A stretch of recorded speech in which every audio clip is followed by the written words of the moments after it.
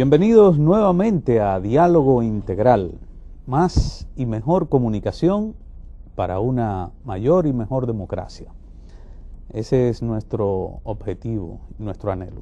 Bienvenido Danilo Clima. Bienvenidos Andrés Irujo. Hoy vamos a desarrollar un programa muy particular.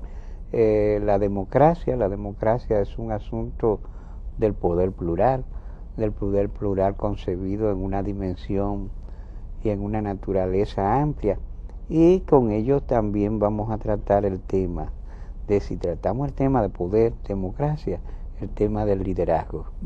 Liderazgo es led, sea plomada, lo que pauta una serie de dirección de determinados grupos que construyen los procesos democráticos. Y sobre todo también enfocado en un aspecto que es bastante, digamos que contradictorio.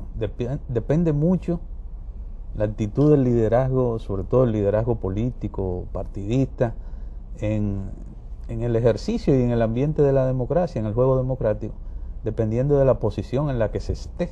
Sí, no, y además ha sido tradicional que aquí uno nota que, ¿verdad?, a veces muchos líderes políticos reclaman un tipo determinado o algunos valores dentro de la democracia, dentro del ejercicio democrático, pero cuando están en la oposición, cuando están en el poder, eso es cuando están en la oposición. Cuando están en el poder, muchas veces lo que se oye es entonces que el poder es para ejercer, para usarlo o para usarlo. Sí. Pero es importante comprender que esas incongruencias y alteraciones que son parte de la forma en que se ha enturbiado los sistemas políticos latinoamericanos, está asociado con la naturaleza del liderazgo. Estudiar el liderazgo, y nosotros tenemos para hablar un joven que para mí me hace sentir muy orgulloso. Yo le digo joven, todavía joven, me hace sentir muy orgulloso porque él se ha dedicado con fe, con entusiasmo, poniendo mucha racionalidad al estudio y al ejercicio de las ciencias políticas. Y tú sabes que cuando se estudia el liderazgo, todavía la tipología de Max Weber sigue conservando una gran vigencia en los modelos de líderes y en función del desarrollo de los sistemas políticos. Y con nosotros para conversar sobre este asunto es nuestro invitado especial, un invitado que nosotros le hemos considerado, le hemos dado la categoría de lujo, el doctor Belarminio Ramírez Morillo. Bueno, bienvenido, doctor. Muy agradecido de la oportunidad que ustedes me conceden de llegar a los hogares dominicanos a través de un programa de tanta calidad, un programa que puede ser calificado como élite por la profundidad conceptual que aquí se interna. El tema del liderazgo es muy interesante, sobre todo en estos momentos donde cuando llega ya la globalización y se da un cambio en los partidos políticos, esa ruptura ideológica, ha sido descuidado el estudio y el debate conceptual sobre el liderazgo. Pero sobre todo, Belarminio, escúchame que te interrumpa, en un momento decisivo para nuestro sistema político.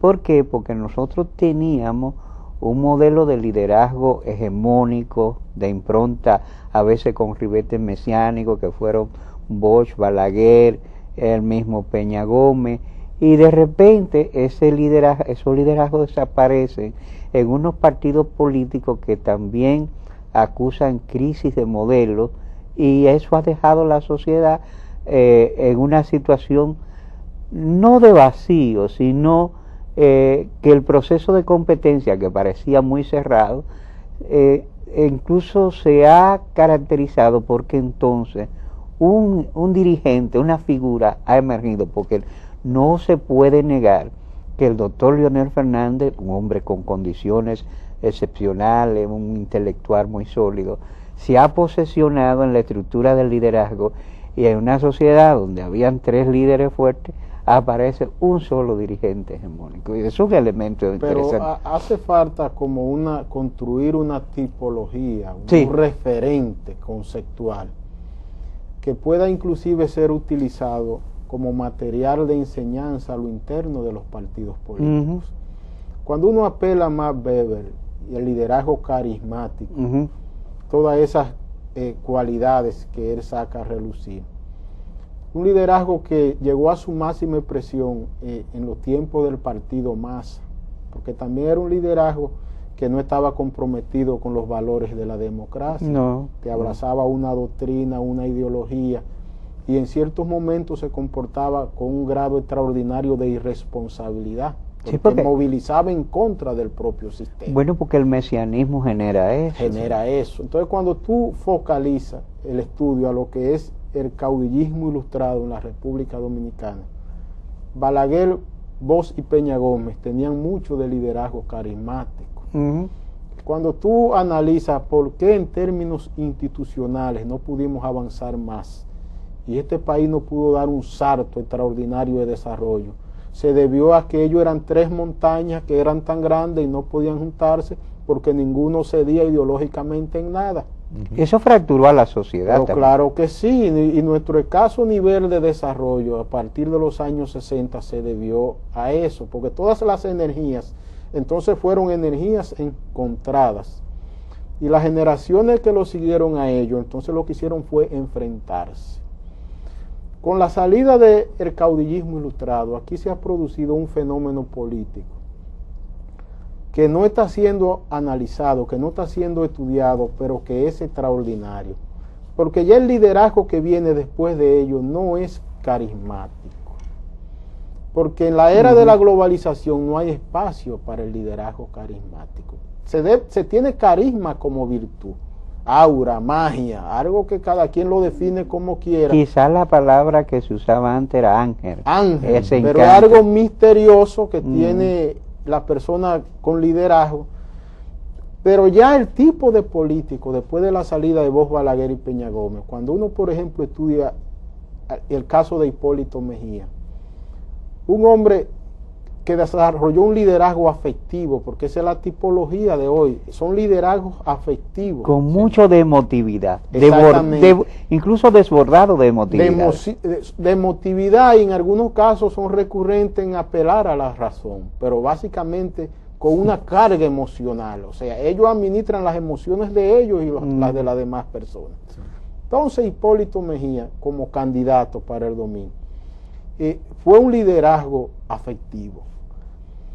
En cierta medida, cuando voy al fondo, me doy cuenta que el pueblo dominicano fue injusto con Hipólito Mejía, porque todo lo que se le aplaudió en la campaña, después cuando era presidente, por eso prácticamente se le crucificó. Escúchame, Belarminio, que te interrumpa. Yo voy a publicar un libro donde señalo cómo ese momento, ese proceso electoral, amerita un estudio particular.